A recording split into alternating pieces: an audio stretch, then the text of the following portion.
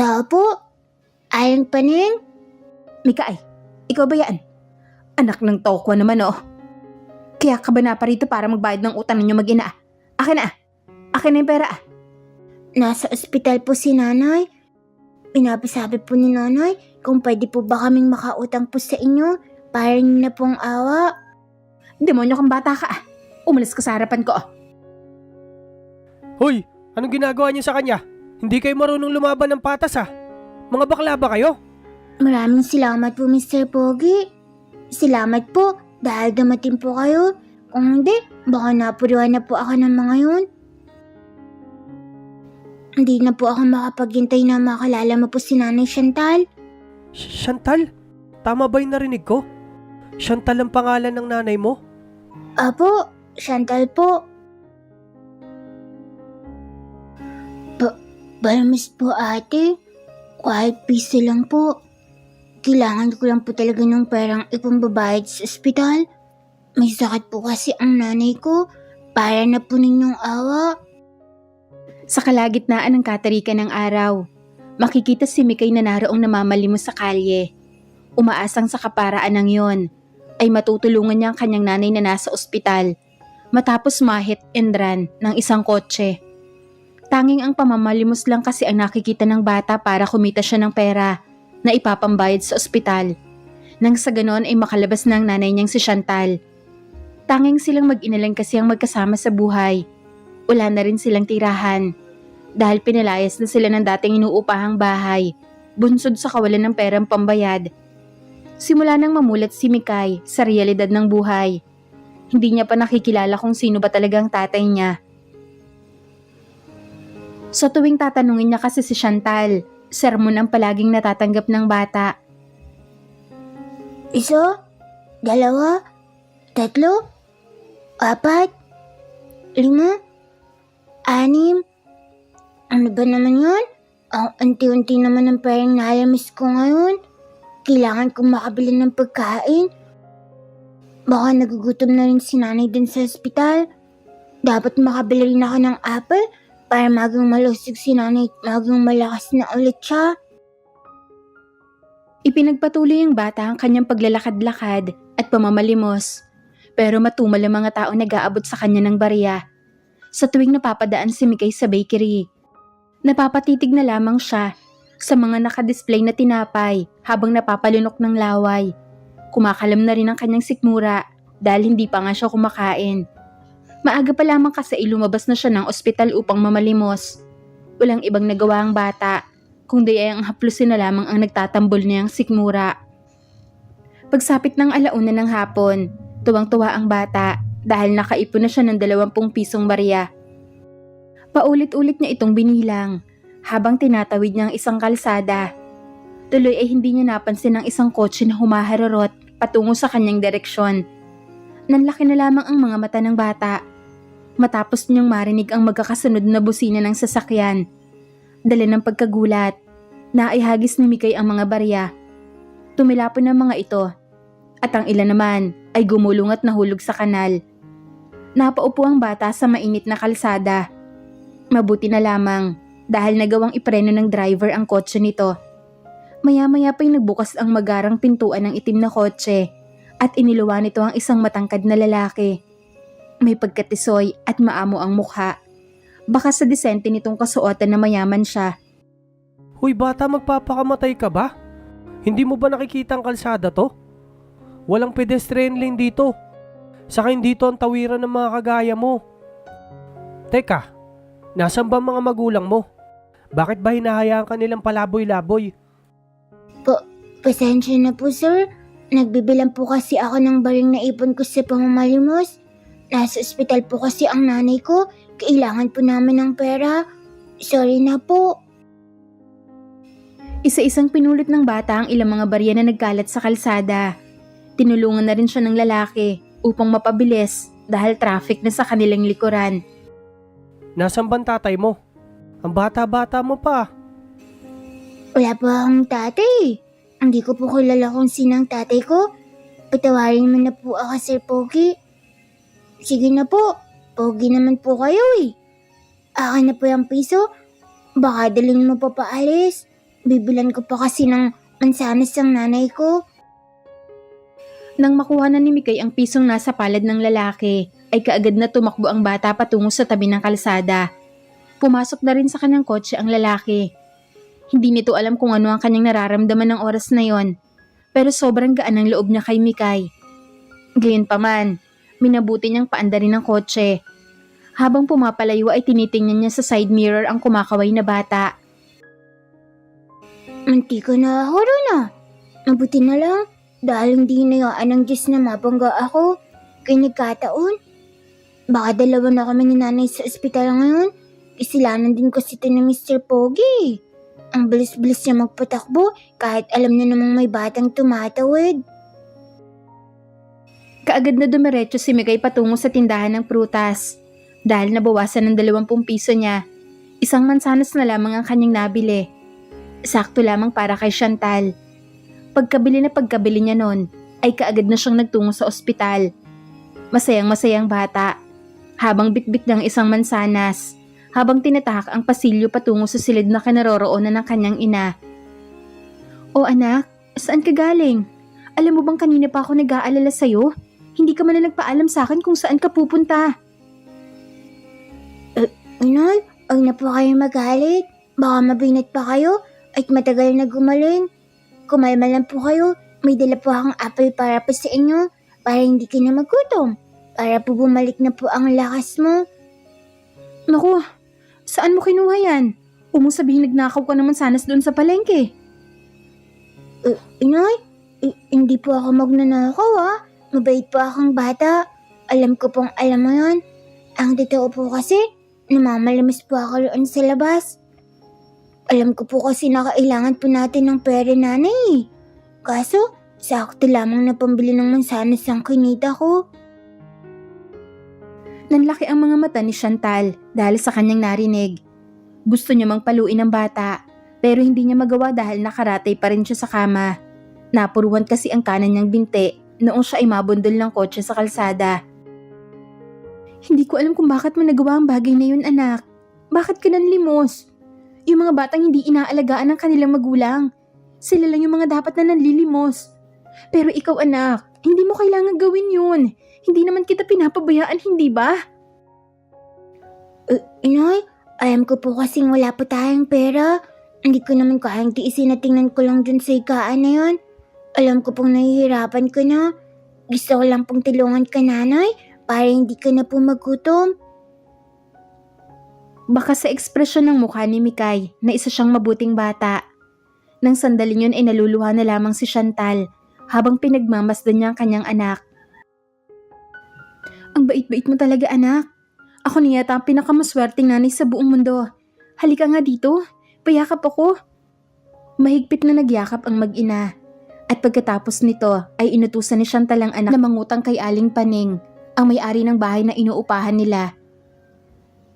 Inay, sigurado ka po ba? Di ba po, hindi pa tayo nakakabayad sa kanya ng huling upa natin? Kaya nga po tayo napalayas eh.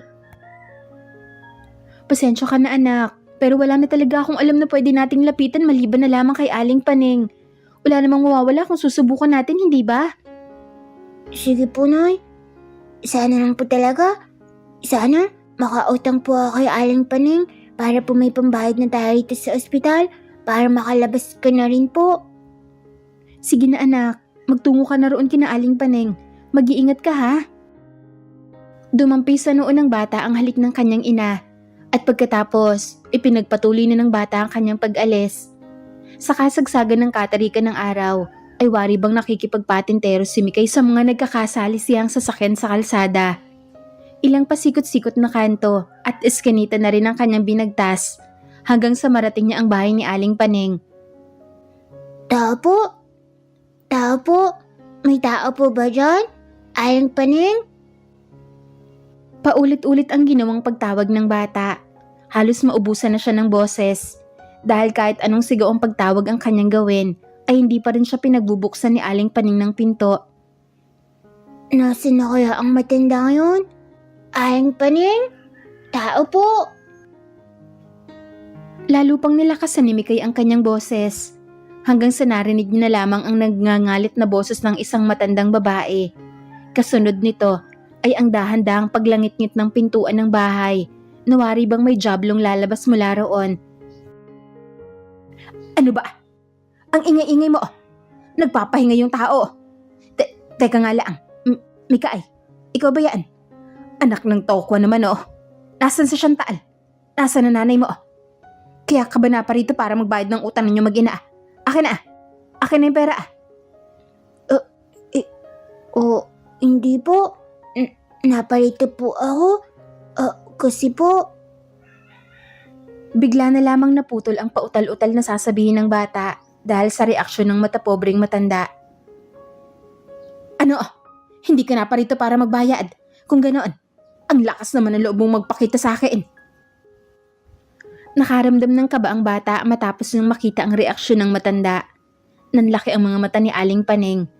Nagngalit ang mga ngipin nito na para bang gustong lamunin ng buhay si Mikay. Ngunit kahit ganoon, ay ipinagpatuloy pa rin ng bata ang kanyang nais na sasabihin kahit na nagsisimula na sa panginginig ang kanyang katawan.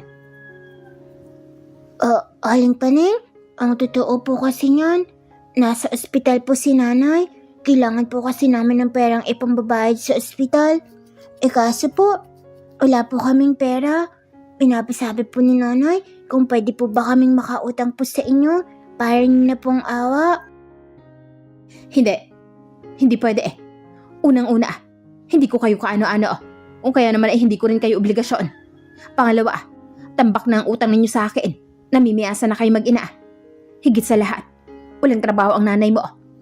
Paano niyo ako mababayaran kung papautangin ko kayo? Aber, Magsisikap po naman kami ni nanay para makabayad po sa inyo at saka titulungan ko po siyang maghanap ng pera. Please po, Aling Paneng, pautangan mo na po kami.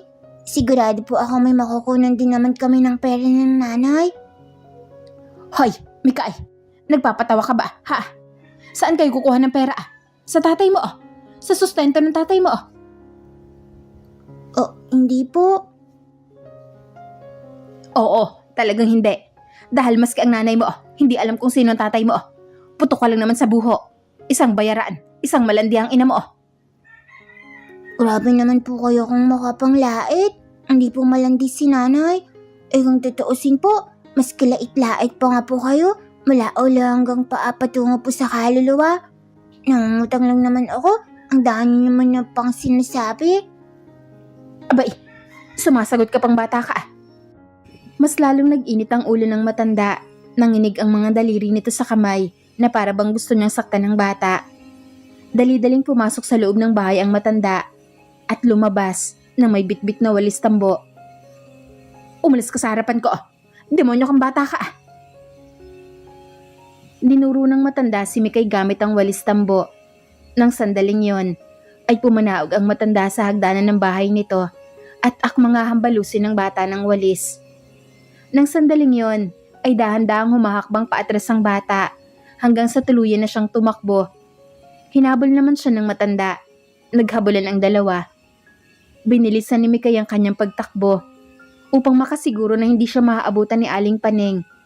Sa kalagitnaan ng kanilang pagtakbo, ay biglang may nakaalpas na aso at nakisali na rin sa kanilang habulan. May aso! Tulungan niyo ako! Iyon ang huling tinig na narinig ni Mikay kay Aling Paneng bago niya tuluyang natakasan ng matanda. Pawis na pawis ang bata hanggang sa tuluyan na siya nakalabas sa may eskinita. Anong gagawin ko ngayon? Hindi ako nakautang kay Aling Paneng. Tanong ng bata sa kanyang sarili. Naroon na siya sa labas ng ospital. Ayaw niyang pumasok sa loob dahil wala siyang dalang pera. Kailangan ko munang humanap ng pera bago ako pumasok sa loob.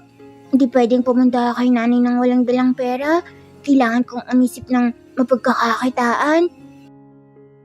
Inilibot ng bata ang kanyang tingin sa paligid hanggang sa may napansin siya mga bata roon sa parking area ng ospital. Ang mga batang yon ay abalang nililinis ang ilan sa mga sasakyan na nakaparada roon. Pinupunasan nila ang salamin ng mga kotse at inaalis ang mga alikabok sa ilang bahagi pa ng sasakyan. Alam ko na. Dali-daling nagtungo si Mikay sa basurahan at doon ay nakita niya ang maliit na berdeng balde na pinagsidla ng pintura. Wala nang laman ng baldeng yon. Pagkatapos ay nagtungo siya sa isa sa mga banyo roon sa ospital upang linisin ang dalang balde. Nang matapos na ng linisin ng timba ay inigiban niya ito.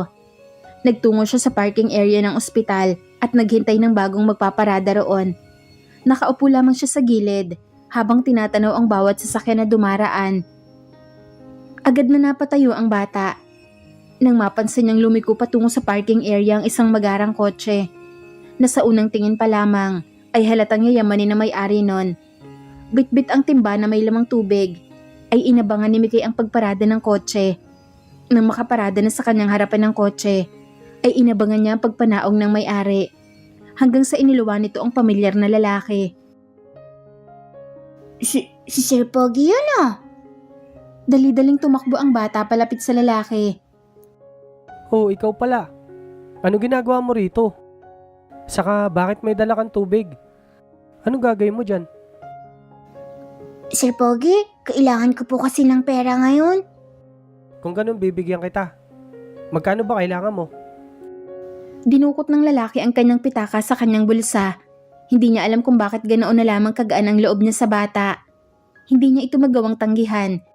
Kaya kaagad siyang napakuha ng 3,000 sa kanyang pitaka. O ito, kunin mo na. Para may pambili ka ng pagkain. Saglit lamang nanalingat ng tingin ang mayamang lalaki, ngunit agad na nawala na ang bata. Gusto niya sanang maibigay sa bata ang 3,000, ngunit bigla naman itong nawala. Hinanap niya ito sa paligid, hanggang sa nakita niya na lamang ito na naroon sa kabilang gilid na bahagi ng kanyang sasakyan. Sinisira ng bata ang laylayan ng kanyang damit. Huy, ano ginagawa mo dyan? Bakit mo sinisira yung damit mo? Hindi ko po pwedeng kunin ko agad sa inyo ang ganyang kalaking pera. Kailangan ko po munang paghirapan. Lilinisin ko po muna itong salamin na magandang kotse po ninyo. At saka alisin ko po ang mga alikabok para mas lalo pong pumogi ang sasakyan nyo na kagaya mo po. Ngumiti ang bata at pagkatapos ay inilublob niya sa tubig na naroon sa balde ang kaperaso ng seda na pinunit niya sa laylayan ng kanyang damit. Yun ang ginamit ng pamuna sa kotse ng lalaki. Nagulat ang lalaki sa inasal ng bata. Hindi na lamang siya nakapagsalita, bagkus ay namangha siya sa ginawa nito. Tuloy, mas lalong gumana ang loob niya kay Mikay. Imbes na magtungo sa dapat niyang pupuntahan, ay pinanood na lamang ng lalaki ang bata. Tinulungan niya rin ito sa paglilinis ng kanyang kotse. Nagmukha sila mag-ama, nasabay na nililinis ang kanilang sasakyan. Mr. Pogi, ako na pong bahala rito. Kaya ko na po ito. Tutulungan na kita. Hindi mo naman abot ang salamin ng sasakyan ko eh. Binuhat ng lalaki ang bata upang maabot nito ang salamin ng kotse. Tinulungan na rin ng lalaki sa pag-iigib ang bata. Kaya naman ay mabilis silang natapos. Pambihira kang bata ka. Ang sipag-sipag mo ah. Napakabait mong bata. Tsak maswerte sa yung mga magulang mo. Ako nga pala si Benji. Ikaw, ano pangalan mo? Benji, ang ganda naman po ng pangalan mo. Pero Sir Pogi na lang pong itatawag ko po sa inyo. Kasi bukod sa mayaman, ang gwapo mo po kasi talaga eh. Siya nga po pala, ako po si Mikay. Bulerang bata. O ito na sahod mo. Tanggapin mo na tong 3,000 para may pambili kayo ng pagkain. No, maraming salamat po. Malaking bagay na po ito para sa akin. Maraming salamat po talaga. Gusto mo ba kumain sa mamahaling restaurant? Tara, lilibre kita. Hindi na po. Hindi naman po ako bagay na pumasok sa mga restaurant. Nahiya po ako. Ang dumi-dumi ko po at ang dungis-dungis ko. Hindi po ako bagay roon. Maiwan ko na muna kayo, Sir Pogi ha. Baka kasi hinahanap na ako ni nanay ko eh. Maraming salamat po muli. Saglit lang. May bibigay ako sa'yo. Nagtungo si Benji sa loob ng kanyang kotse at kinuha ang pagkain na hindi niya pa naman nababawasan. Ibinigay niya yun kay Mikay. Ano po ito? Jollibee. Sa'yo na yan. Alam ko gutom ka na eh. Talaga po? Akin na po ito? Yay! Ang bait-bait niyo po talaga. Mabait ka kasing bata. Ika nga nila, ang taong mababait ay pinagpapala. Maraming salamat po talaga, Sir Pogi. Tuwang-tuwa ang bata na pumasok sa ospital. Abotay nga ang ngiti niya habang tinatahak ang pasilyo ng ospital patungo sa silid na kinaroroonan ni Chantal. Inay, nairita na po ako. May maganda po akong balita. Oh, bakit tuwang-tuwa ang anak ko? Nakautang ka ba kay Aling Paning anak? Hindi nga po eh. Oh, bakit masaya ka? Ano ba nangyari? Bakit nasira yung damit mo? Nakangiti ang bata habang dinudukot niya sa kanyang bulsa ang 3,000. Saan mo nakuha yan? Nanay naman, palagi na lang pong ganyan ang reaction mo. Palagi mo na lang akong pinaghihinala ang magnanakaw. Galing po ang perang ito sa diskarte ko. Alam mo naman po nagmana po ako sa inyo eh. Hindi lang yun, may dala po akong pagkain. Kumain na po muna tayo. Sinubuan ni Mikay ang kanyang ina. Tuwang-tuwa sila dahil sa tagal na panahon. Saka lamang muli sila nakakain ng chicken joy at ng spaghetti. Pagkatapos ay muling napag-usapan na mag-ina ang bayarin nila sa ospital. Batid ni Chantal, nakulang ang 3,000 upang mabayaran ang dapat nilang bayaran. Inay, huwag kayo na po mag-alala. May trabaho na po ako. Kayang-kaya na po natin yan. Sisipagan ko na lang po ang paglilinis sa sasakyan na Sir Pogi. Sir Pogi? Sino ba yung Sir Pogi na yan? Ikaw na bata ka. Kung sino-sinong estranghero ang kinakausap mo ha? Baka mamaya masamang tao yan. Hindi po, Nay. Mabait po siya. Hindi po masamang tao si Sir Pogi. Nililinis ko po ang sasakyan niya at binabayaran niya po ako. Palagi din po siya nagpaparada ng sasakyan niya roon sa may parking area ng ospital na to. Siya rin po ang nabigay sa akin ng pagkain. Diyos ko namang bata ka. Tigilan mo na yung ginagawa mo. Baka kung mapaano ka pa. At saka huwag ka nang basta-bastang tumatanggap ng pagkain kung kani-kanino. Apo, Nay. Alam ko naman po yan. Pero ibang-iba po si Sir Pogi sa lahat. Mabait po siya. Bukod sa gwapo, mayaman din po siya, Nanay. Bagay nga po kayong dalawa eh. Maganda ka naman po. At gwapo din si Sir Pogi. Siya na lang po ang tatay ko. Hindi maipaliwanag ang mga nagiging ekspresyon ng mukha ni Chantal. Nangunot na lamang ang kanyang noo dahil sa mga sinabi ni Mikay. Nais din ng takpan ng bibig ng bata upang pigilan ang mga sinasabi nito. Pero hindi magawa ni Chantal dahil sariwa pa ang ilang mga galos at sugat niya sa katawan. Bahagya lamang siya nakakagalaw. Ano ka ba naman anak? Kung ano-ano na lamang ang mga sinasabi mo dyan. Hindi ko nga kilala yung Sir Pogi na sinasabi mo dyan eh. Basta po, Nay. Balang araw ay makikilala mo rin po siya. Papupuntahin ko po siya rito kung wala po siyang gagawin. Na mga sumunod na araw ay muling inabangan ni Mikay si Benji dun sa parking area. Buong akala ng bata ay hindi na darating ang lalaki. Ngunit mabuti na lamang.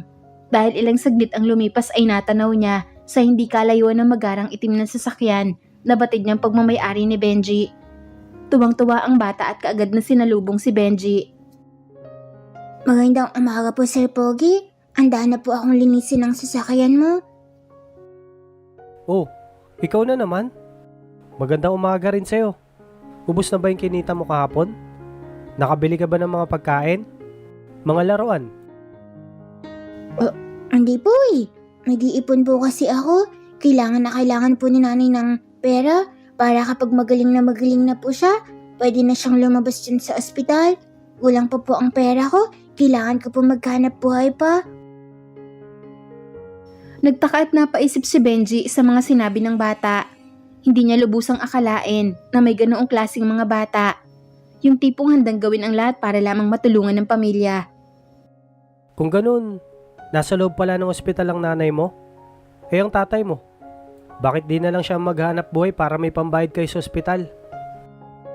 Naku, nakalimutan mo na po agad. Sinabi ko na nga po sa inyo noong muntikan mo na ako mapangga. Sinabi ko na pong nasa ospital ang nanay ko at saka wala na rin po akong tatay. Hindi ko na po alam kung saan siya po nagpunta. Bigla na lang niya kaming iniwan. Ayaw ko na po makilala ang tatay ko. Galit po ako sa kanya. Pasensya ka na. Nakalimutan ko kasi. Dami ko lang kasing iniisip ngayon. Ano ba naman yun? Gwapo ka naman po sana, kasi makakalimutin ka. Pabiring wika ng bata habang napapakamot sa ulo nito na naging sanhi upang magtawanan silang dalawa. Baka sa mga ngiti nila na komportable na sila sa isa't isa. Maya-maya lamang ay pansamantalang iniwan ni Benji ang bata. Nagtungo siya sa loob ng ospital. Maiwan muna kita. May kailangan lang akong gawin sa ospital. Mamaya nang bayad ko sa'yo Tumango naman ang bata at ipinagpatuloy nito ang kanyang ginagawang paglilinis. Ilang minuto lang ang lumipas. Ay natapos na rin ni Mikay ang paglilinis ng kotse. At maya-maya nga rin ay bumalik na si Benji. Kaagad nitong iniabot sa bata ang sahod nito dahil sa paglilinis ng sasakyan. Maraming salamat po talaga. Nakangisi ang bata habang binibilang niya ang perang iniabot sa kanya ni Benji. Lalo pa siyang bumungis-ngis nang malamang 3,000 piso ulit ang ibinayad sa kanya. Kita sa mga mata nito ang hindi matatawaran na saya kahit pa na halatang pagod na siya. Ang laki-laki naman po nito, Sir Pogi. Ang bait-bait mo po talaga kahit kailan. Nako, wala yun. Maliit na bagay. Ang mabuti pa, samahan mo na lang ako kumain. Para naman sulit ang pagod mo sa paglilinis ng kotse ko. Hindi na nakatanggi ang bata dahil kumakalam na rin talaga ang kanyang sikmura. Hinawakan ni Benji ang kanyang braso at inakay siya nito patawid sa kalsada. Ganito dapat pagtatawid ka ng kalsada. Sa pedestrian lane ka dapat. Hindi yun sa kung saan saan. Pero bago ka tumawid, tignan mo muna kung may mga sasakyan. Para hindi ka madidisgrasya. Lumingon-lingon ang dalawa sa kanan at kaliwa at nang mapansin na walang paparating na sasakyan ay sabay silang tumawid. Nang mga oras na yon, habang akay ni Benji si Mikay ay naramdaman ng bata na kahit saglit lamang ay nagkaroon siya ng tatay. Hinigpitan ni Mikay ang ginawa niyang pagkapit sa braso ni Benji. Nang ganap na nilang matawid ang kabilang gilid ng kalsada, ay itinuro ni Benji ang restaurant na pupuntahan nila. Nang marating na nila ang restaurant at noong akma na sana silang papasok, ay biglang natigilan si Mikay. Napalitan ng lungkot ang kanina lamang ay masayahin itong ekspresyon. Napayoko na lamang ang bata. Oh, bakit? Anong problema? Napalood si Benji. Gamit ang kanyang mapagkalingang palad, ay itinulak niya ang baba ni Mikay upang umayos ang anggulo ng mukha nito. Inayos na rin ang buhok ng bata na nagsilbing kurtina na tumabon sa maamong mukha nito. Mikay, huwag kang sumimangot. Papangit ka niyan, sige ka. Bakit ka ba nalulungkot? Kasi po, para sa mayayaman lang naman ang kainan na yan. Hindi po ako bagay dyan. Ayoko pong pumasok dyan sa loob. Baka pagtinginan ako ng mga tao. Baka pagtawanan ako ng ibang mga bata na nandun sa loob. Tingnan na naman po ako. Ang dami-dami ko po. Ang baho-baho ko. Saka gula-gulanit din po ang damit ko. Ngumiti na lamang si Benji dahil sa mga sinabi ni Mikay. Pinisil niya sa pisngi ang bata at pagkatapos ay kiniliti niya ang tagiliran nito na ikinahalakak naman ng bata. Ayan, ganyan lang dapat. Ngumiti ka palagi para maging cute ka. Tignan mo nga ang sarili mo. Ang ganda-ganda mo kaya. Alam mo bang hindi nagagawa nakawin ng putik? Nang sira mong damit, pati ng amoy ng usok yung taglay mo kagandahan. Kaya wala kang dapat ikahiya. Tandaan mo yan. Inamoy ni Benji ang buhok ng bata upang kumpirmahin kung mabaho ba ito. Ganon din na magkabilang kilikili ni Mikay na ikinakiliti naman ito. Sus, hindi naman mabaho Konting ligo at pabango lang yan Binibiro mo lang naman po ako. Kahit anong pilit po ninyo, hindi ako kakain dyan sa loob. Kayo na lang po ang pumasok dyan. Hintayin ko na lang po kayo rito sa labas. Napaisip ng malalim si Benji at inilibot niya ang tingin sa paligid. Hanggang sa napansin niya ang isang karinderya na naroon sa hindi kalayuan. Hinawakan niya muli sa braso ang bata at inakay. Gulat na gulat si Mikay dahil hindi nito alam kung saan siya dadalhin ni Benji. O ayan, dito tayo kakain. Alam ko, mas komportable ka rito. Maraming salamat po, Sir Pogi. Dito ko po talaga gustong kumain. Nang sandaling yon, ay hindi maipinta ang tuwang naramdaman ni Mikay. Hindi niya lubos na akalain na magagawa ni Benji ang mag-adjust para lamang sabay silang dalawa na makakain. Dinala ni Benji ang bata sa karinderya upang hindi na ito mahiya pa sa ibang mga tao. Wala naman kasing halos mayayaman na kumakain sa karinderya. Sakto rin dahil ang sandaling yon ay kukonti lamang ang mga taong kumakain sa karinderya na napasukan nila. Kaagad na naghanap ng bakanting mesa ang dalawa at naghanap na sila ng pwesto kung saan sila magiging komportable. Napagkasunduan na rin ng dalawa na mag-order ng tapsilog. Paborito ko po ito. Yun ang palaging ino-order naman ni nanay kapag kumakain kami sa karinderya. Bukod po kasi sa mura, ay masarap din po. Habang abalang kumakain ng bata, ay napapatulala na lamang si Benji dito. Sa tuwing tinitingnan niya kasi si Mikay, ay bumabalik sa kanyang alaala ang isang tao na nagkaroon ng malaking puwang sa buhay niya. Sa pag-uugali at pagngiti ng bata, ay bigla-bigla na lamang na naalala ni Benji ang dati niyang kasintahan. Sir Pogi, bakit ka po nakatitig sa akin? Bakit hindi mo po kinakain ng tapsilog mo? May pagtataka sa ekspresyon ng bata.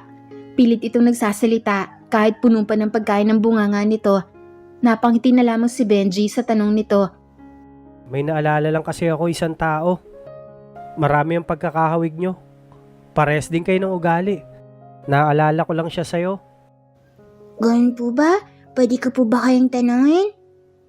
Oo naman. Ano ba itatanong mo? May asawa at anak ka na po ba? Pwede ko po ba silang makilala? Isisigurado po ako na mababait din sila na kagaya mo po. Wala kasi akong mga kaibigan. Si nanay lang po ang kaibigan ko. Napakamot na lamang ng ulo si Benji. Dahil sa mga personal na tanong ng bata, napalulok na lamang siya ng laway at saka humugot ng malalim na hininga upang magkaroon ng lakas ng loob na sagutin ang mga katanungan ni Mikay. Ayoko sanang sagutin ang mga tanong mo. Pero dahil sa mabait kang bata, sasabihin ko sa'yo. Secret lang natin to ah. Huwag mo ipagkakalat sa iba. Ang totoo kasi niyan, wala pa akong anak. Pero meron na akong asawa. Ang kaninang maaliwalas na mga mata ni Benji ay tila ba nabahira ng lungkot. Napaisip tuloy ang batang si Mikay sa kung ano pa ang mga nagtatagong kahulugan sa mga naluluhang mata ni Benji. Dahil sa likas na matalino si Mikay, napansin na rin ito na para bang may ikinukubli ang biglaang pagiging mahinahon ni Benji. Bakit po wala po kayong anak? May asawa ka na po pala. Napabuntong hininga na lamang muli si Benji. Huminga siya ng malalim upang humugot ng lakas ng loob na sagutin ang katanungan ng bata. Hindi niya rin naman kasi mananatiling alipin si Mikay ng sariling kuryosidad nito. Ganito kasi yan. Napilitan lang ako magpakasal sa babaeng hindi ko mahal. Pero pumayag na lang din ako para sa kapakanan ng aming negosyo. Isa pa, ayaw ko magtanim ng sama ng loob sa akin ng mga magulang ko. Grabe naman po palang pinagdaanan niyo sa buhay. Hindi ko po akalain na may ganyan po palang nangyari sa inyo. Inasaan na po pala ngayon ang asawa niyo? Bakit hindi mo po siya kasama? Ah, yun ba? Wala kasi siya rito sa Pilipinas. Nasa Singapore kasi siya. Saka madalang din kung umuwi siya. Kaya hindi kami masyadong close. Pasensya na po kayo sa mga tanong ko ha. Nako, wala yun. Siya nga pala. Bakit mo natanong yun? Wala lang po. Ipapakilala ko po sana sa inyo si nanay. Maganda po sana siya. Kaso may asawa na po pala kayo. Gusto ko sanang ikaw na lang ang maging asawa ng nanay ko. Gusto ko po siyang kayo na lang ang magiging tatay ko. Kasi mabait po kayo. Nakakasiguro din po ako na hindi mo po kayang sakdan si nanay. Napasapo na lamang si Benji sa kanyang noo. Dali-dali niya ring tinakpan ang bibig ng bata dahil lumalakas ang tono ng boses nito. At baka ay may makarinig pang ibang tao na kumakain din doon sa karinderya na kinaroroonan nila. Nakakatuwa ka talagang bata. Hayaan mo, pag nagkaroon ng pagkakataon, pupuntahan ko ang nanay mo para makilala ko na rin siya. Susumbong ko yung mga sinasabi mo sa kanya. Hindi naman po sa ganoon. Nanghihinayang lang naman po ako. Siya, sige na. Hatiran mo na rin ang pagkain ng nanay mo. Nang sumunod na araw ay patuloy pa rin si Mikay sa trabahong ginagawa niya. Kung wala si Benji, ay naghahanap siya ng ibang sasakyan na malilinis. Hanggang sa isang araw ay nakaranas si Mikay ng diskriminasyon mula sa ibang mga bata dahil pinagbibintangan nila na aagaw si Mikay ng kanilang kliyente. Kinuha ng ibang mga bata ang perang kinita ni Mikay sa paglilinis ng sasakyan. Sinabihan siya ng mga ito na mabaho raw, pulube at walang maayos na damit. Mabuti na lamang talaga dahil aksidenteng nadat na ni Benji ang pangyayaring yon doon sa parking lot. Agad nang sinakluluhan si Mikay at sinita ang ibang mga bata. Hoy, anong ginagawa niyo sa kanya? Hindi kayo marunong lumaban ng patas ha? Mga bakla ba kayo? Nagtakbuhan ng mga bata palayo dahil sa takot ng mga ito kay Benji. Ganoon na lamang kalaki ang pasasalamat ni Mikay kay Benji. Maraming salamat po, Mr. Pogi. Salamat po dahil dumating po kayo. Kung hindi, baka napuruan na po ako ng mga yun. Maraming salamat po, Mr. Pogi. Salamat po dahil dumating po kayo. Kung hindi, baka napuruan na po ako ng mga yun. Dahil sa kaganapang yon, ay naglaan si Benji ng oras upang dalhin sa mall si Mikay. Balak nitong bilihan si Mikay ng mga bagong damit at mga laruan na gusto nito. Ito lang kasi ang isa sa nakikitang paraan ni Benji para hindi naasarin ng ibang pang mga bata si Mikay. Dahil pangarap niya rin naman ang magpunta sa mga mall upang makapamili ng mga gusto niyang bilihin. Tumango na lamang si Mikay. Nang oras na yon, ay nayakap siya ni Benji para maramdaman ng bata na may karamay siya sa mga sitwasyon na inaapi siya ng ibang mga bata. Pinahid na rin ni Benji ang mga luwang tumutulo sa mga mata ng bata. Pilit niya itong pinatatahan sa pag-iyak at pinapakalma. At pagkatapos ay isinakay niya ang bata sa kanyang kotse. Ganoon na lamang ang tuwang naramdaman ng bata nang makasakay siya ng kotse. Unang beses niya lang kasing makasakay sa ganoon at hindi niya inaakala na ang kotse nililinis silang noon ay magagawa niya ng sakyan papunta sa mall. Ang saya-saya naman po. Ngayon lang ako nakasakay sa ganito kagarang kotse at hindi lang yun, kisama ko pa ho kayo. Tanging ngiti na lamang ang naitugon ni Benji sa bata. Sa hindi niya maipaliwanag na pangyayari, ay natutuwa siya kapag natutuwa rin ng bata. Hindi niya alam kung maawain lang ba siya o baka naman inapamahal na talaga sa kanya si Mikay. Pagkarating sa mall, ay labis na natuwa si Mikay. Kaagad itong tumakbo papasok sa loob at nagtungo sa hanay ng mga laruan. Bawat laruan at mga damit na nagugustuhan nito ay kaagad na binibili ni Benji. Nahihiya man, subalit mas nananaig ang pagiging bata ni Mikay. Pinili niya ang mga gusto niyang damit at pati na rin ang mga laruan. Dahil alam niya rin sa sarili niya na minsan lang yun kung mangyari sa buhay niya. Dahil mahirap lang naman ang ina niyang si Chantal at walang kakayahan na bilhin ang kanilang mga luho. Sinamantala na ni Mikay ang pagkakataong yon. Sige lang, kunin mo lahat ng magugustuhan mo. Ako na bahala magbayad sa lahat. Sa kalagitnaan ng kanilang paglilibot sa mall, ay biglang natigilan ng bata. Huminto ito sa tapat ng isang manikin. Paikot-ikot na pinagmamasdan nito ang maganda at kulay purple na dress na naraong nakasuot sa manikin. Oh, ang ganda naman ng dress na to, kulay purple. Masyadong malaki ang dress na yan. Hindi yan kakasya sa'yo. Maganap na lang tayo ng iba, mas maganda pa dyan. Umiling-iling si Mikay. Pahiwatig na hindi nito tinatanggap ang suhestyon ni Benji. Patuloy pa rin tinititigan ni Mikay ang dress na tila ba nagkaroon siya ng malalim na pagkarahuyo sa dress na yon. Sir Pogi, pwede ba nating bilhin yan? Ibibigay ko lang po kay nanay. Paborito niya po kasing kulay ang purple. Mahilig din po siya sa dress. Tsaka po ako nabagay sa kanya ang dress na yan. Namangha si Benji sa suhestyon ng bata. Buong akala niya pinili ni Mikay ang dress para sa pansarili nitong kagustuhan. Lingid sa kaalaman ni Benji ay nais palang ipanregalo ni Mikay ang dress na yun para kay Chantal. Napatango na lamang si Benji at tinawag ang isang sales lady upang kuhanin ang nasabing dress. Muling gumunita sa alaala ni Benji ang dati niyang kasintahan na minahal niya ng sobra. Purple din ang paboritong kulay nun at mahilig din siya sa dress. Naalala niya pa kung paanong mas naging kaakit-akit ang dati niyang kasintahan sa tuwing nagsusuot ito ng ganoong bestida. Ano pa? Baka may gusto ka pang bilhin para sa nanay mo.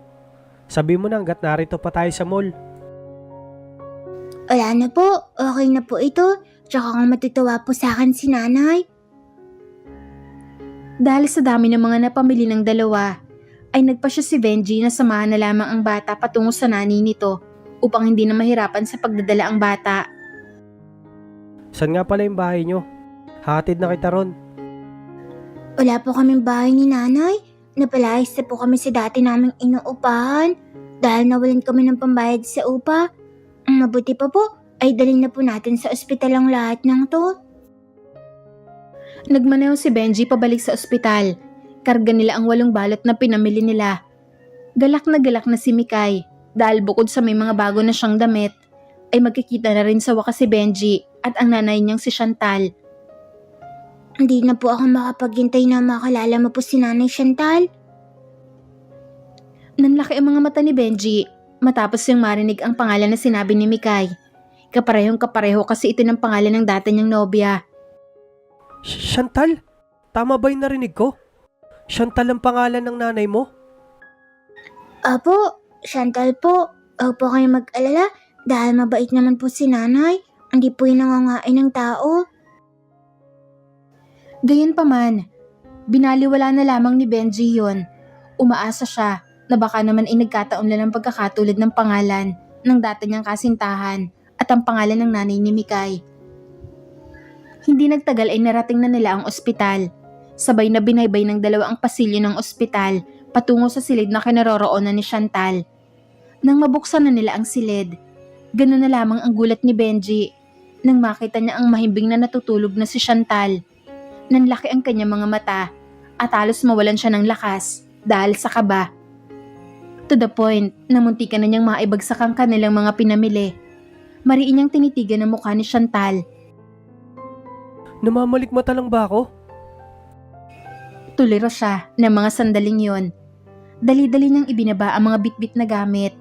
Kinusot niya ang kanyang mga mata sa pag-aakala na namamalikmata lamang siya. Ilang beses niyang kinusot ang kanyang mga mata hanggang sa nakumpirma niya na si Chantal na nanay ni Mikay at si Chantal na dati niyang kasintahan na iisa lamang. Dahan-dahan siyang lumapit kay Chantal. Ginabat niya ang pagkakataong yon. Habang mahimbing pa ang tulog nito. Sir Pogi, saglit lang po ah. Babalikan ko lang po sa kotse ang dress ni nanay. Naiwanan ko po kasi. Hindi na sinagot ni Benji si Mikay. Nakatuon lamang ang atensyon niya kay Chantal. Habang ang bata naman ay bumalik sa kotse upang kuhanin ang naiwan na bestida. Chantal, mahal ko. Sa wakas, nakita na kita muli. Ang tagal ko hinantay ng araw na to. Dito lang pala kita makikita. Hindi na namalayan ni Benji na tumutulo na pala ang kanyang mga taksil na luha. Hindi niya masukat kung gaano siya kasaya noong makita niya ang pinakapaborito niyang mukha. Na mula pa noon ay kahit tagal na niyang kinasasabikan. Hindi niya nagawang kontrolin ang kanyang sarili. Natagpuan na lamang niya ang kanyang sarili na dahan-dahang tumutungo upang hagkan ng labi ni Chantal. Nang lumapat na ang kanyang mga labi sa labi ni Chantal, ay siya namang pagmulat ni Chantal mula sa mahimbing nitong pagkakatulog. Agad na iginalaw ni Chantal ang kanyang ulo upang malihis ang halik ni Benji sa kanya. Naging dahilan yon upang mapasubsob si Benji sa kama. Manyakis? Sino ka? Sino ka? Tulong! Dahan-dahang iniangat ni Benji ang kanyang ulo mula sa pagkakasubsob. Nang sandaling yon, ang takot na nararamdaman ni Chantal ay bigla-biglang napalitan ng kaba na may halong tuliro at bahagyang pagkatuwa. Biglang tumulo ang luha ni Chantal nang ganap na niyang masilayan ang mukha ng lalaki na nagnakaw sa kanya ng halik. Benji? Benji, ikaw nga! Anong ginagawa mo rito? Chantal, ayos ka lang ba? Sinong may gawa sa'yo nito? Sa dami ng pagkakataon, aakalain mo ba na dito at sa gantong pagkakataon pa tayo magkikita muli? Akma na sanang yayakapin ni Benji si Chantal nang biglang nagbukas ang pintuan kasunod ng pagpasok ni Mikay roon. Bitbit ng bata ang biniling dress na ireregalo niya kay Chantal. Nakaramdam ng pagtataka si Mikay dahil nakalapit na kaagad si Benji sa kanyang ina. Inay, magkakalala pa ba kayo ni Sir Pogi? Ay nako, hindi. Kinakamusta ko lang ang nanay mo. Alam ko kasi nahihirapan na siya sa gantong kalagayan niya. Tama ka nga, Mikay. Maganda at mabait ang nanay mo. Sabi po sa inyo mabait po talaga yung si nanay. Nanay, siya nga po pala si Sir Benji. Siya po yung sinasabi ko sa inyo na Sir Pogi.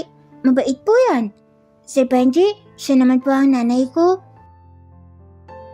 Nagkatitigan sina Chantal at Benji. Nagtagpo rin ang kanilang mga palad upang sakyan na rin ang walang kamuwang-muwang na bata. Umakto na lamang ang dalawa na kunwari ay hindi sila magkakilala. Sapilitan silang umiti sa isa't isa. Baka sa mga mata nila na para bang may mga tanong na umuusling mga pangarap na sana ay maibalik ang dati nilang relasyon. Palaisipan kay Benji kung sino ang ama ni Mikay. Hindi niya pa ito maitanong kay Chantal dahil maririnig ng bata. Minabuti na lang wag munang pag-usapan ng mga bagay na yon dahil baka marinig ni Mikay at baka maguluhan lamang ito. At ang isa pa ay hindi pa handa si Chantal at Benji na sabihin kay Mikay na dati sila magkasintahan. Inay, tingnan mo po ang ganda nitong dress na binili namin ni Sir Pogi po para sa inyo. Sigurado po ako na babagay ito sa'yo. Kuya Nay, magpagaling ka na po para maisuot mo na po ang dress na to. Napangiti na lamang si Chantal sa sinabi ng kanyang anak. Hindi niya maintindihan ang nararamdaman niya ng mga oras na yon dahil sa dami ng mga revelasyon na talaga namang gumulantang sa kanya. Oo naman anak, magpapagaling na si nanay para maisuot ko na ang dress na yan para masaya na ulit tayo magsasama. Nang saglit na lumabas ang bata, ginamit ni Benji ang pagkakataong yon upang kausapin si Chantal. Lahat ng mga tanong na naiwan sa kanyang isipan ay tinanong na niya. Nang sa ganon ay mabigyang linaw ang lahat ng mga nangyari sa pagitan nilang dalawa ni Chantal. Chantal, bakit iniwan mo ako ng walang dahilan? Hindi ka man lang nagpaalam sa akin. Bigla ka na lang naglaho na parang bula. May nagawa ba akong masama sa'yo? May kasalanan ba ako sa'yo? Tahimik na ang buhay ko ngayon, Benji. Huwag mo na akong guluhin. Hindi ko na responsibilidad pa na sagutin ang mga katanungan mo. Pero karapatan ko na malaman ng lahat. Hindi mo alam kung gaano ako nagdusa sa mga ginawa mo. Kaya mo ba ako iniwan dahil may iba kang mahal? Yung ba ang naging ama ni Mikay? Humugot ng malalim na hininga si Chantal at saka siya nagkaroon ng lakas ng loob upang sagutin si Benji. Benji, nagkakamali ka. Maliban sa'yo, wala na akong ibang minahal. Ikaw lang ang minahal ko. Kung ganun, sino ang ama ni Mikay? Ikaw. Ikaw ang ama ni Mikay. Ganun na lamang ang pagkagulat ni Benji nang malaman niyang anak niya si Mikay. Wala siyang kaalam-alam na nagbunga pala ang pag-iibigan nilang dalawa ni Chantal noon. Dahil sa revelasyon ay mas nakaramdam ng awa si Benji kay Mikay. Hindi niya sukat akalain na anak niya pala ang batang palaboy-laboy sa kalsada para maghanap ng mapapagkakakitaan.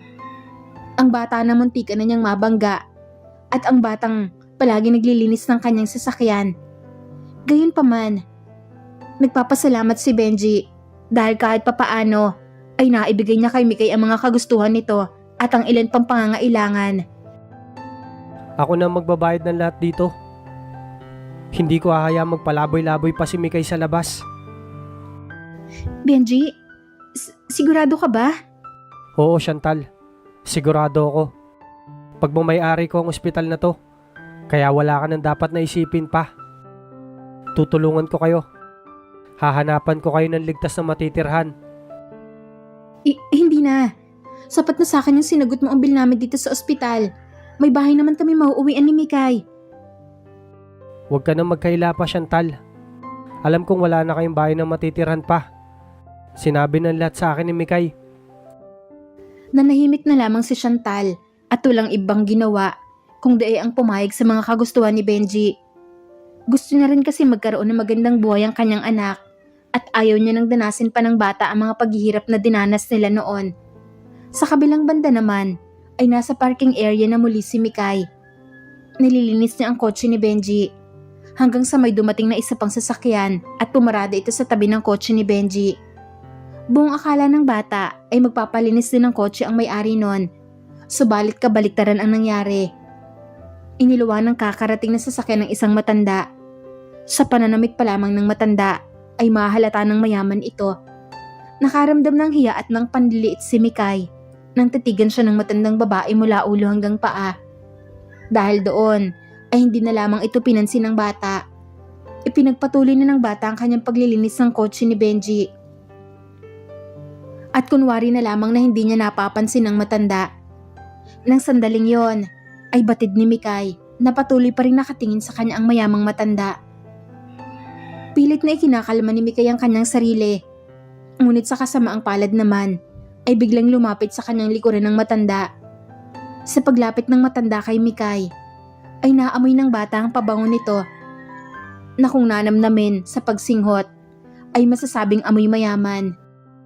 Kahit ganoon ay hindi pa rin nilingon ni Mikay ang matanda. Nagkunwari na lamang siya na hindi niya ito napapansin.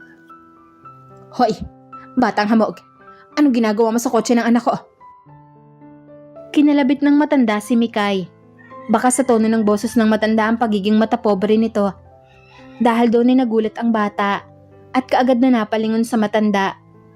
Kitang-kita ng bata kung paano siya tinataasan ng kilay ng matanda. Takot na takot si Mikay. Gusto niya mang tumakbo palayo sa lugar na yon. Ngunit biglang naglabasan ng mga bodyguard ng matandang babae at walang pakundangan siyang hinuli. Bawalan niyo ako. Wala kang ginagawang masama. Umaawa na po kayo sa akin. Pakawalan na po ninyo ako.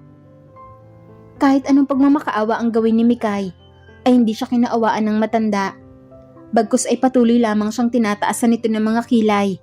At pagkatapos ay pinagpapalo siya ng matanda gamit ang pamaypay na hawak nito. Ano bang pinagsasasabi mong wala kang masamang ginagawa?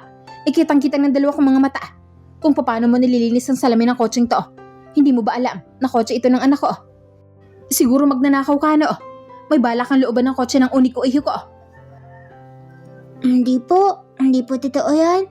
Hindi po ako magnanakaw. Nililinis ko lang po ang kotseng to. Sinungaling kang bata ka. Hindi mo magagawang bilugin ang ulo ko. Hindi mo ba ako kilala? Ako lang naman si Doña Estrella at ang ospital na yan ay pagmamayari ng anak ko. Nagpumiglas si Mikay mula sa mga bodyguard ng Donya. Subalit hindi niya magawang makatakas dahil higit na mas malakas ang mga bodyguard ng Donya. Dala ng takot ay napaiyak na lamang ang bata. Sakto namang dumating si Benji. Kaagad na nagulat si Benji nang makita niyang sinasaktan ng Donya ang kanyang anak. Mama, anong ginagawa niyo sa bata? Pati ba naman ang bata hindi niyo sasantuhin? Maawa naman kayo sa bata. Natigilan na lamang ang Donya sa ginagawa niyang pagpapalo sa bata. Napaawang ang kanyang bibig matapos yung marinig ang pangangaral ni Benji sa kanya. Benji, hindi mo ako masisisi kung bakit sinasaktan ko ang kutong lupa na to. Nararapat lang sa kanyang ginawa ko. Akalain mo pasimple niya pang pinupunasan ng kotse mo pero ang totoo niyan, magnanakaw ang batang yan. May balak siyang looban ng kotse mo. Mabuti na lang talaga dahil nakita ko siya. Kung hindi naman siya naaabutan, baka nabasag na ang salamin ng kotse mo. Alam na alam ko na ang ganyang mga taktika. Sa ulado ko na ang modus operandi ng mga batang palaboy sa lugar na to. Napakamot na lamang si Benji sa kanyang batok at saka napabuntong hininga. Bitiwan niyo ang bata. Kilala ko siya. Hindi siya magnanakaw. Siya ang naglilinis ng kotse at yun ang trabaho niya. Ang tatanda na ninyo. At ang lakas nyo pang manghusga sa bata. Pakawalan nyo siya. Ang mabuti pa umuwi na lang muna kayo, ma. Sinisira nyo ang araw ko.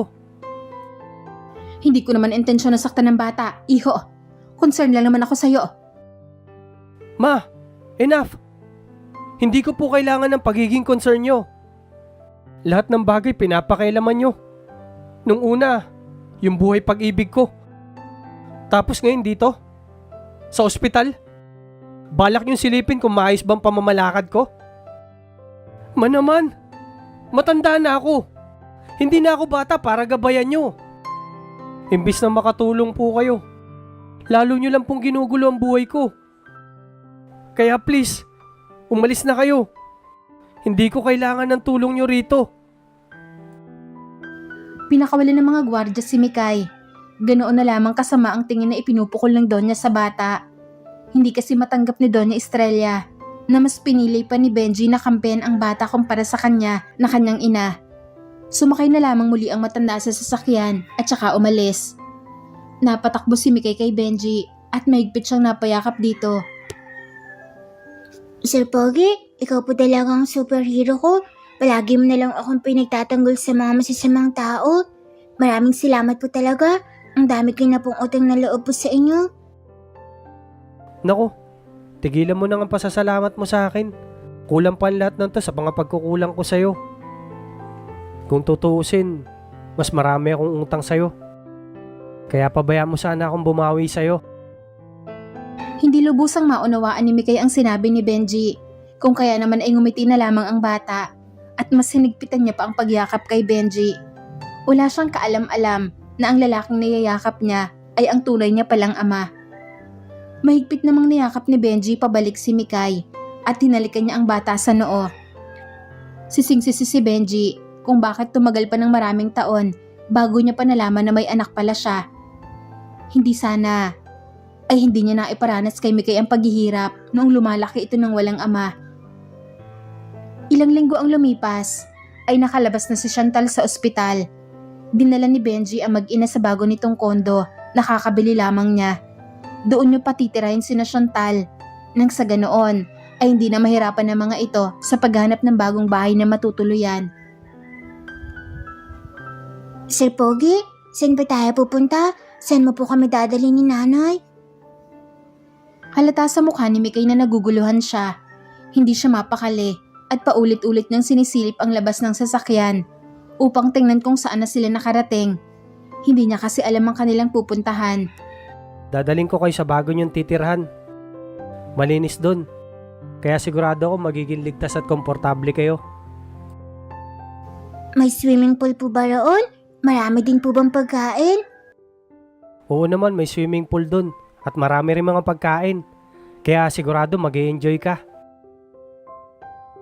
Lalo pang nagalak ang bata dahil sa mga tinura ni Benji. Sobrang likot nito sa loob ng sasakyan dahil hindi na siya makapaghintay na makarating sa pupuntahan nila. Kaya naman ay naiinis na rin si Chantal sa kakulitan ng anak.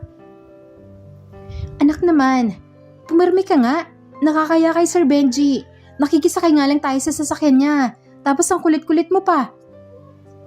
Dahil masunuring bata naman si Mikay, kaagad niyang sinunod ang utos ng ina. Umayos siya ng upo at tumahimik na lamang. Hayaan mo na ang bata. Natutuwa lang naman siya. Kaya wag mo na siyang pagalitan. Saka sa atin naman ang coaching to. Anong sa atin? Sa ilaw ang coaching to. Masyado ka ng maraming pinamamahagi sa amin. Baka maging utang na loob pa namin ang lahat. Nakakaya naman. Lalo't kilala kong matapobre ang iyong ina.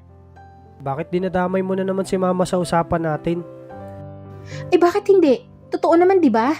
Kapag nalaman niyang tinutulungan mo kami mag-ina, sigurado ako magagalit na naman yun. Habang patagal ng patagal ang usapan ng dalawa, ay pataas ng pataas na rin ang kanilang mga boses. Kaya naman ay namagitan na sa kanilang dalawa si Mikay.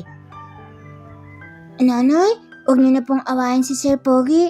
Tinutulungan niyo na nga po tayo, hindi pa? Nakakaya naman po sa kanya. Napangiti na lamang si Benji dahil kinampihan siya ni Mikay. At nabaliktad pa ni Mikay ang sitwasyon. Nakaganti na ito sa kanyang ina. Kung kanina ay siya ang pinagagalitan ni Chantal, ngayon naman ay si Chantal na ang pinapagalitan ng kanyang anak. Paano hindi ko siya mapapagtaasan ng boses? Feeling asawa siya. Natigilan na lamang ang tatlo sa kanilang pagsasalita. Namayani ang kapayapaan sa loob ng kotse. Hindi nagtagal ay ganap na nilang narating ang kondo. Pagkapanaog pa lamang nila sa kotse, ay manghang-mangha na kaagad ang bata sa laki ng gusali na pupuntahan nila. Diyan po ba tayo titira, Nay? Grabe naman. Ang laki naman po. May mga malalaking swimming pool pa sa palibot.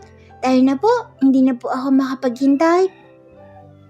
Tuluyan ang pumasok ang tatlo sa gusali at nagtungo sa bagong biling kondo. Sinamahan ni Benji ang mag-ina sa kondo. Tinulungan niya sila sa paghakot ng mga gamit. Habang naghahakot ng gamit, ay hindi maiwasan ni Benji ang mapatitig kay Chantal. Halata sa bawat titig nito na umaasa pa rin siya na maibabalik ang dating sila. Nang marating na ang kondo, ay kaagad na pumili ng kwarto ang bata. Tumalon-talon ito sa kama dahil sa sobrang lambot nun. Habang si Chantal at Benji naman ay masugid na nag-uusap malayo sa bata. Simula ngayon dito na kayo titira. Ako na ang bahala sa lahat ng mga gastusin. Ang gusto ko lang maging masaya kayong dalawa. Lalo na si Mikay. Benji, maraming salamat. Hindi ko alam kung paano kami makakabangon kung wala ka. Huminga si Benji ng malalim at tumingin kay Chantal. Gusto ko lang maging maayos ang lahat para sa inyo. Saka gusto ko rin malaman niyang totoo na ako ang kanyang ama. Mula sa pagkakayo ko ay napatingin si Chantal kay Benji. Mababakasan ng pag-aalala ang mga mayuyuming mata ni Chantal.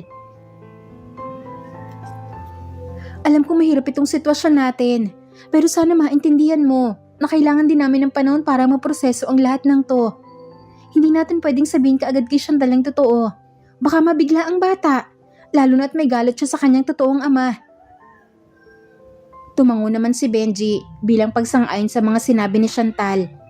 Hindi na nito pinilit pa si Chantal na sabihin kaagad kay Mikay ang patungkol sa kung sino ang tunay na ama ng bata.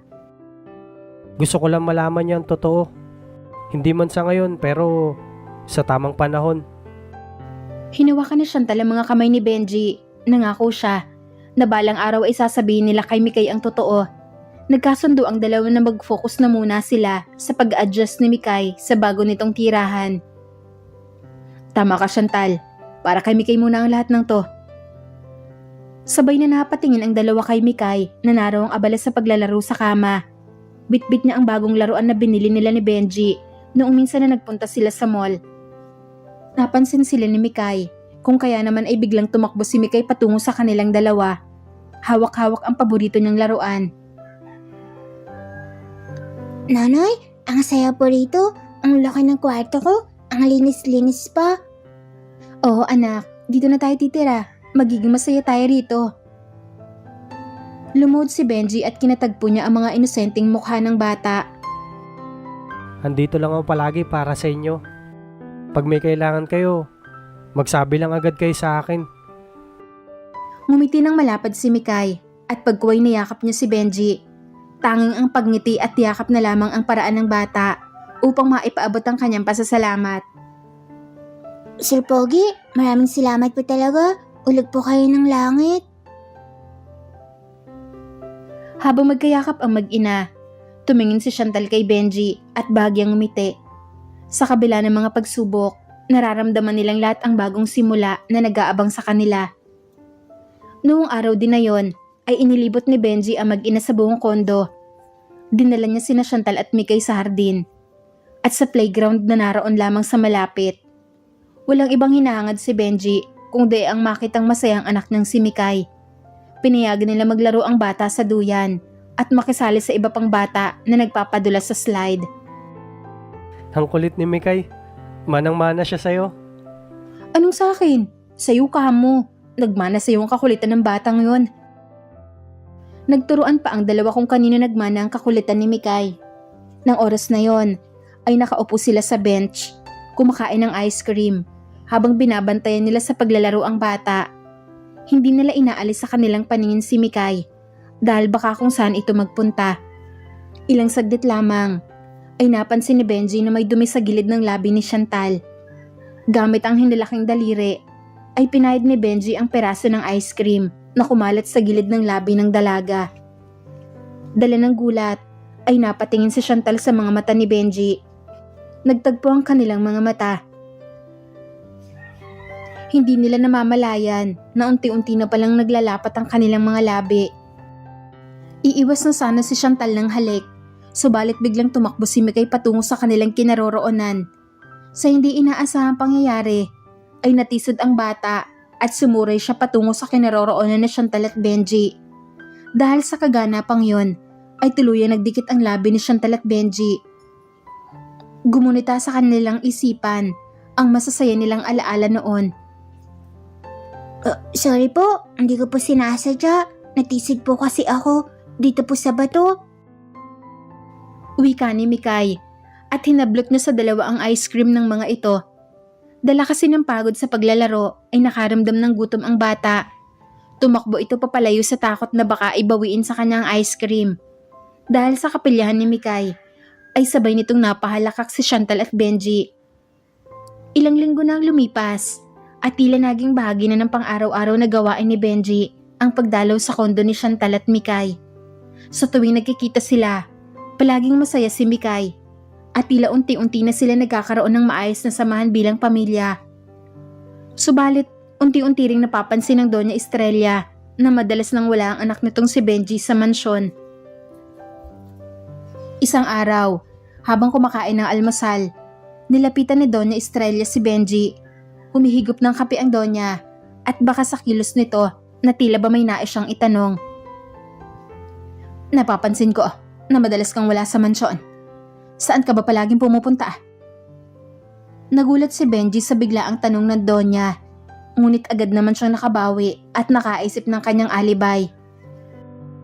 Ma, may mga inaasikaso lang kasi ako. Importante to para sa pamilya natin. Lalo na't ilang buwan na lang at babalik na ang asawa kong si Beverly. May pagtataka habang pinupukulan ng Doña ng titig si Benji. Ang mga mata nito ay nanunodyo na para bang walang balak paniwala ng kanyang anak. Talaga ba, Benji? Hindi ko naman kasi napansin na may bagong negosyo tayo. Baka may hindi kasi nasabi sa akin.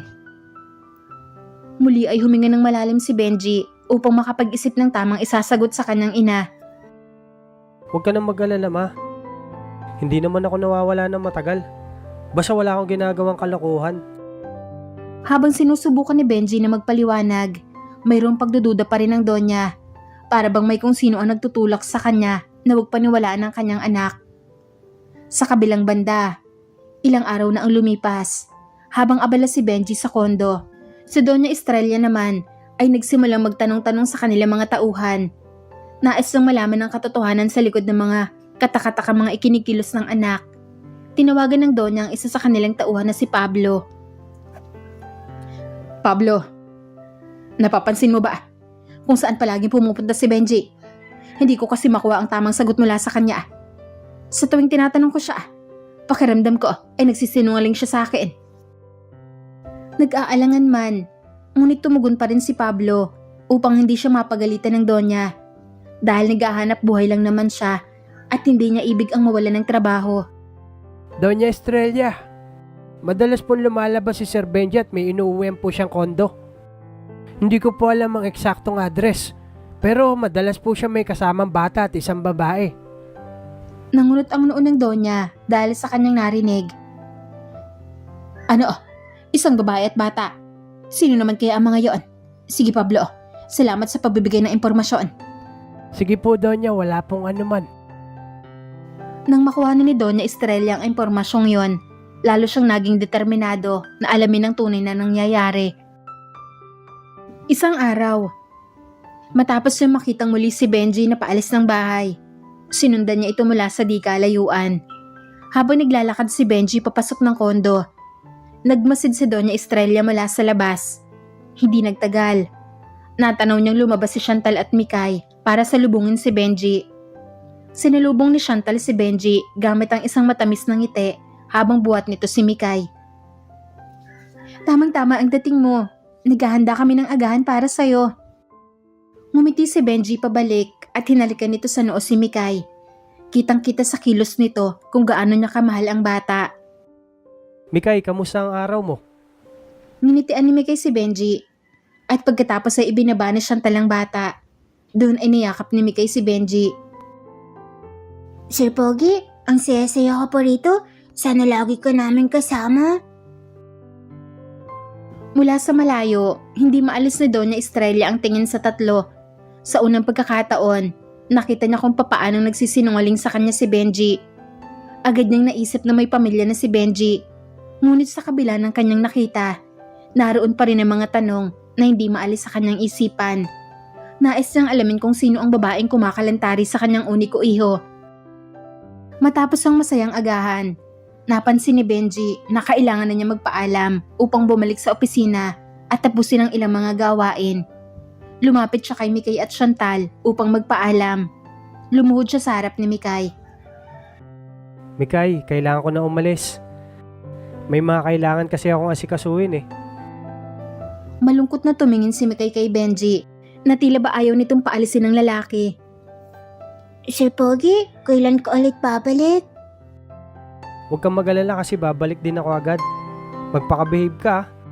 Makikinig ka lagi kay mama mo. Hinaplos ni Benji ang ulo ni Mikay. Tumango naman si Mikay at niyakap nito si Benji.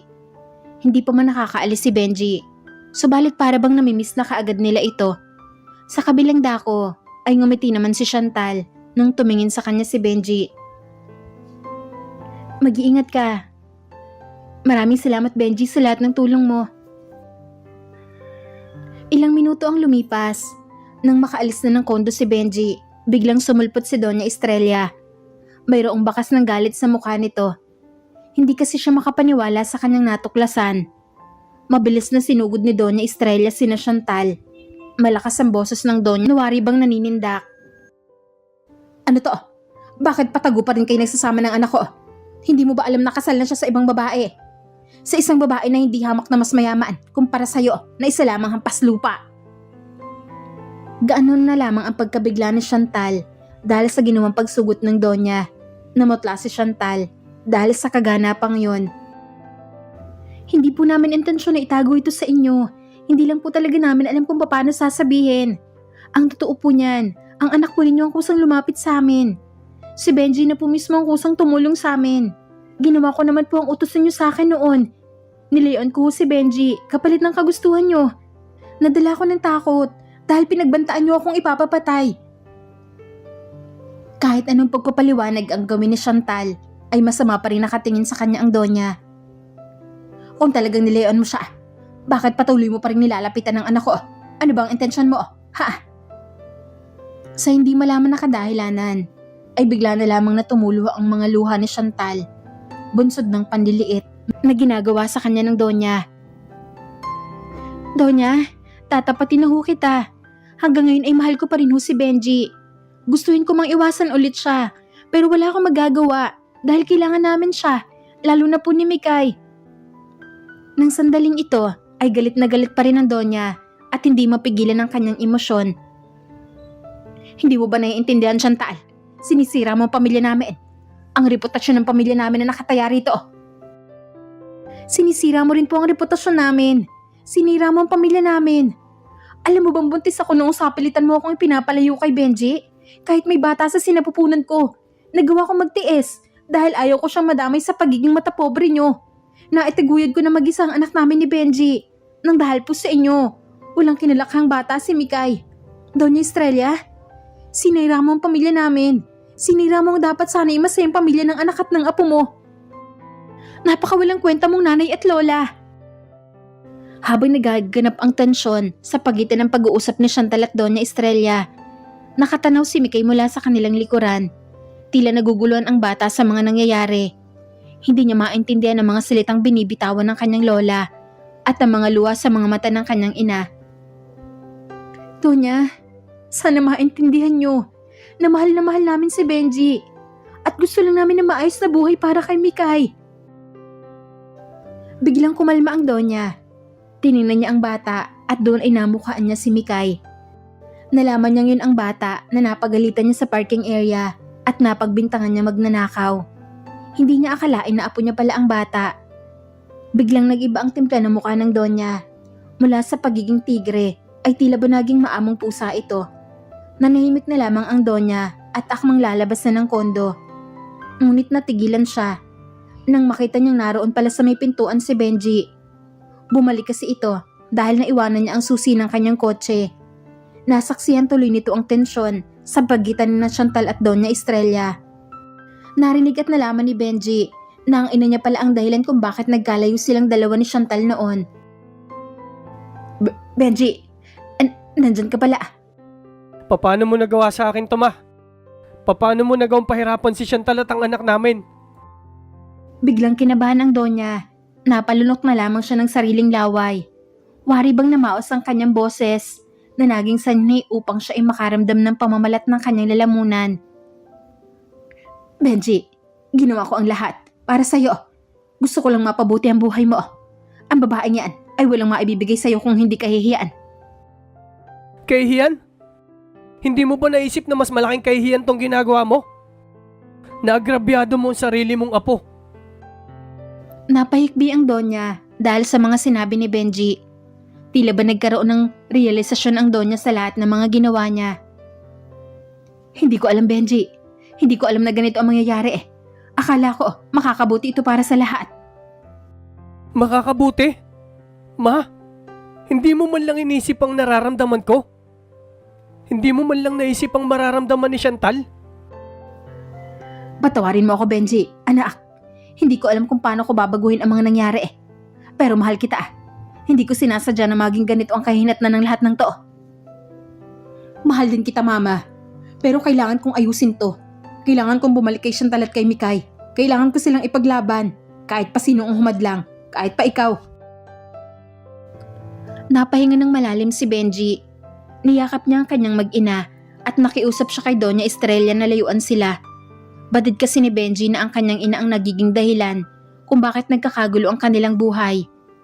Dahil sa kagustuhan ng Doña na magpayaman, naapektuhan nito maging ang buhay ni Benji. Kaya naman ay napilitang umalis ang Doña. Payapa nitong nilisan ng kondo. Habang niyayakap ni Benji si Chantal at si Mikay, napansin ni Mikay ang pagiging tensyonado ng kanyang mga magulang. Nakaramdam siya ng kaba at nagpa siyang magtanong upang kumpirmahin ang narinig. Nanay, totoo po ba ang narinig ko? Si Sir Pogi po ba talaga ang totoo kong tatay? At totoo po bang si Doña Estrella ang dahilan kung bakit kayo nagkalayo? Baka sa mukha ni Chantal at Benji ang pagkagulat sa tanong ni Mikay. Ngunit nagdesisyon sila na hindi na ilihim sa bata ang katotohanan. Oo anak, totoo ang mga narinig mo. Si Benji ang tunay mong ama. Maraming bagay ang hindi namin nasabi sa'yo dahil gusto ka namin protektahan.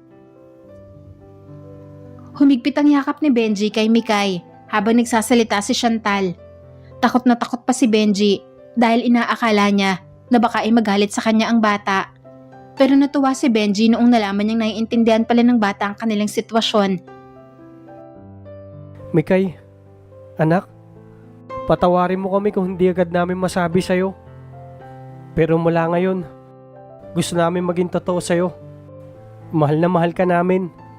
Gusto namin malaman mo ang lahat. Nagsimulang maunawaan ni Mikay ang buong sitwasyon. Naramdaman niya ang pagmamahal ng kanyang mga magulang at ang kanilang hangarin na mabigyan siya ng magandang kinabukasan.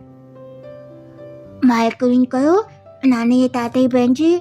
Sana maging masaya tayo mula ngayon. Napaluwa si Chantal at Benji sa mga sinabi ni Mikay. Alam nilang mahirap ang kanilang pinagdaanan. Ngunit masaya sila magkakasama na silang pamilya. Magiging masaya tayo anak. Nangangako kami ni Tatay Benji mo na gagawin namin ang lahat para sa'yo. Ng mga sumunod na araw, nagsimula mag-adjust si Benji sa kanyang bagong sitwasyon. Madalas siyang umuwi sa kondo ni Chantal para makasama sila ni Mikay. Ginagawa niya ang lahat para mapabuti ang kanilang buhay.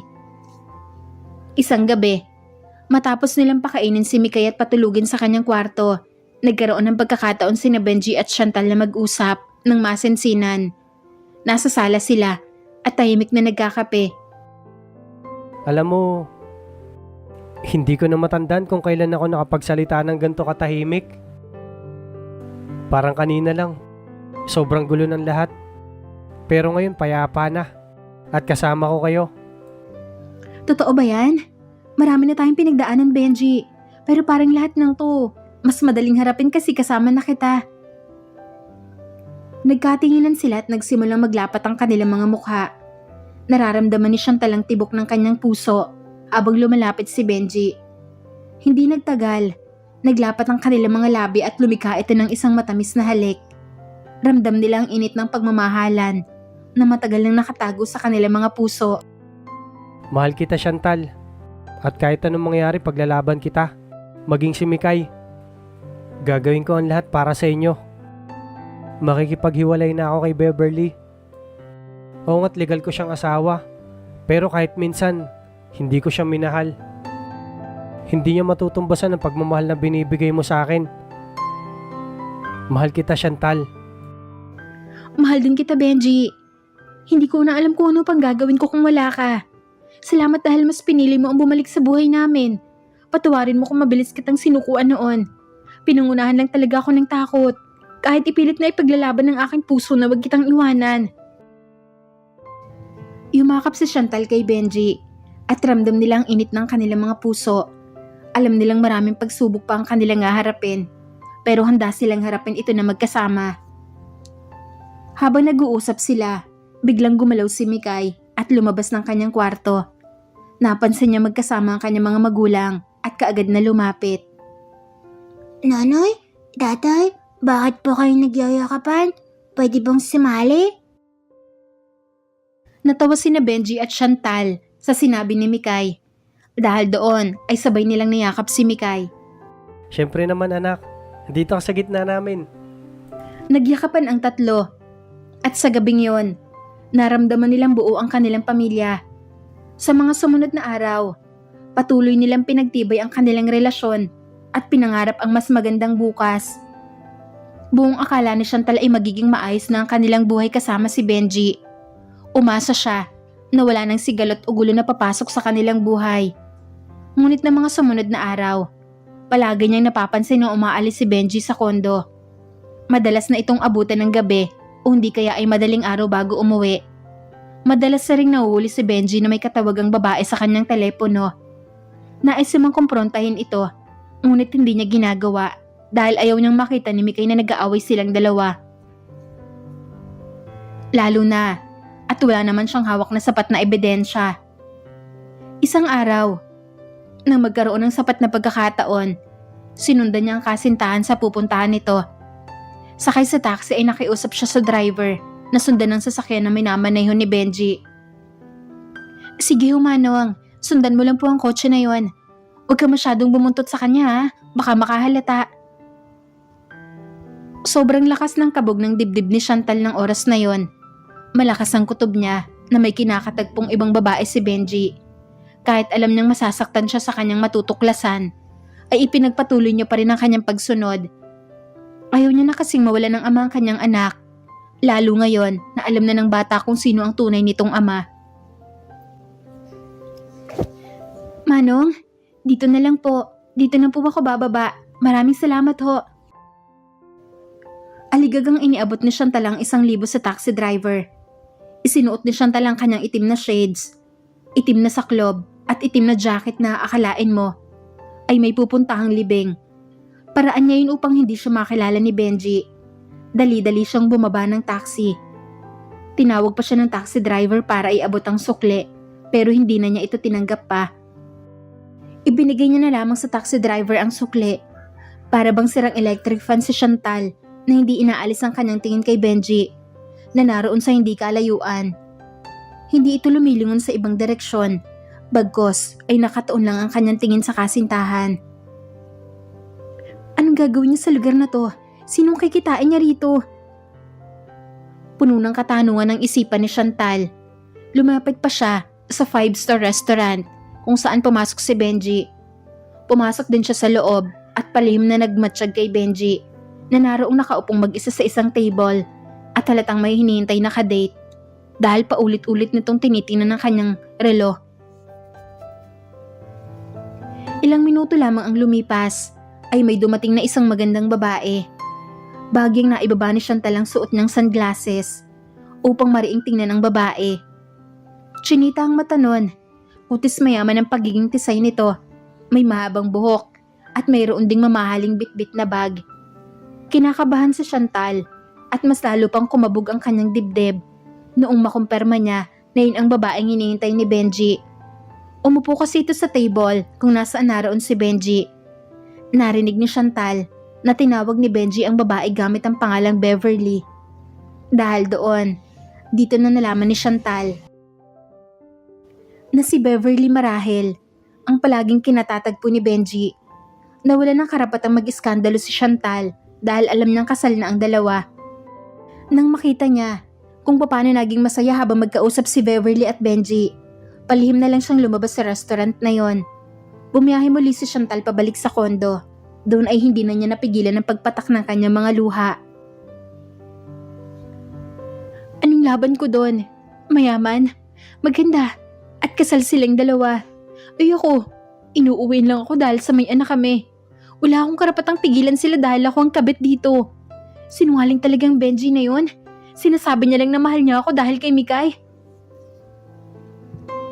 Tila ba nababaliw na si Chantal habang kinakausap niya sa harapan ng salamin doon sa banyo ang kanyang sarili.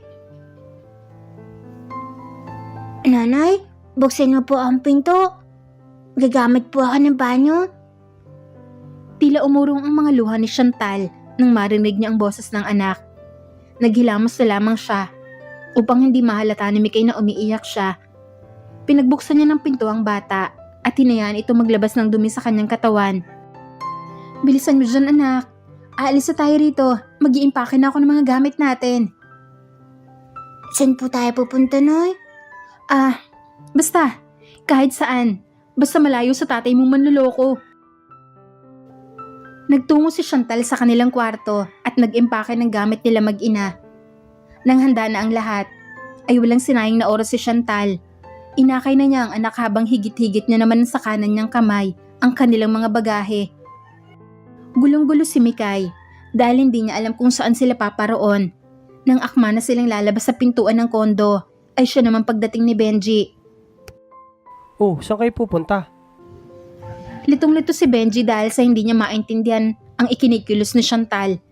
Lalo pa siyang nagulat nang bigla na lamang siyang sampalin ng kasintahan. Bakit ka pa umuwi rito? Magsama kayong dalawa ni Beverly. Total kasal naman kayong dalawa, hindi ba? Anong ibig mong sabihin? Chantal, hindi kita maintindihan. Huwag ka na magmaang-maangan pa. Sinundan kita kanina. Nakita kitang masaya ka nakikipag-date sa Beverly na yon. Napangiti na lamang si Benji at sapilitan niyang hinalikan sa labi ang nakasimangot na si Chantal. Kahit na nagpupimigla si Chantal, ay hindi pinakawalan ni Benji ang ginagawa niyang paghalik sa kasintahan. Hanggang sa inalis niya ang kanyang halik upang magpaliwanag. Ang ganda mo talaga, mahal ko. Nagsiselos ka, no? Ang totoo kasi niyan, inaasikaso kasi namin ni Beverly ang mga papeles kung paano namin mapapawalang bisa yung arranged marriage namin. On the way na ang process.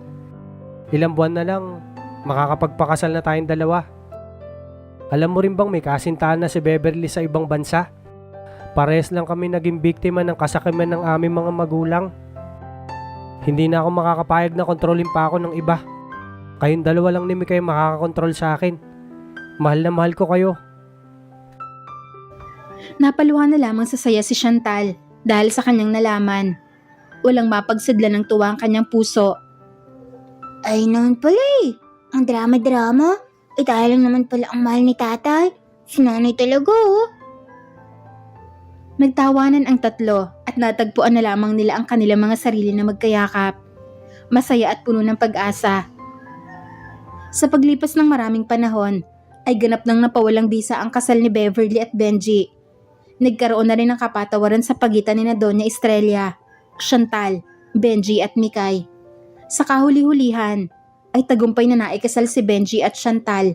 Masayang namuhay ang pamilya nila. Buo, puno ng pag-asa at pagmamahalan.